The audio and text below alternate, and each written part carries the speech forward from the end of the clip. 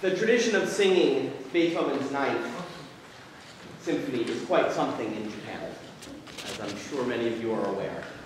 In fact, there's a word for it in Japan, daiku, which means the great number 9.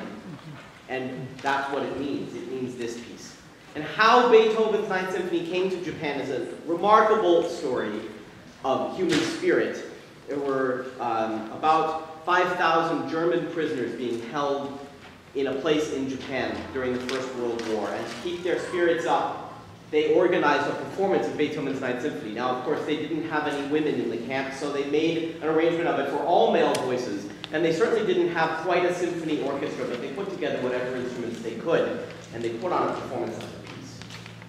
And the Japanese people who heard it were struck like lightning by this.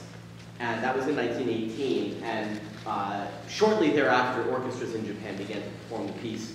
And pretty soon, it was an expected and popular thing to be occurring every year. Now, it's a tradition in Japan around the end of the year, Christmas time, New Year's time, that there are performances of it. And our Los Angeles Daiku is an organization committed to this piece and to strengthening that tradition. We are the first Daiku organization outside of Japan, right here in Los Angeles. And we have been sowing the seeds of a relationship with Daiku organizations in Japan. The city where that piece was first performed is called Naruto. It sits on a little point of land where the Inland Sea and the Pacific Ocean meet.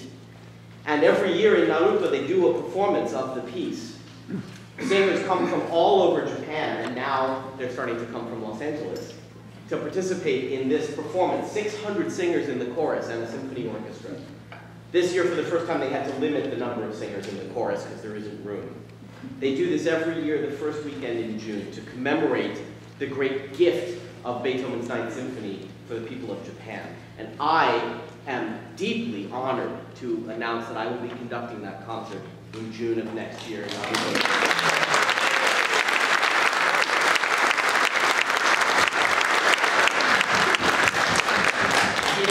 It's a great honor that has come to me because of the incredible hard work of the singers you see standing on stage before you, and the great talent that they have brought to this piece, and the efforts they put into going to Japan and enabling me to come along and meet people there.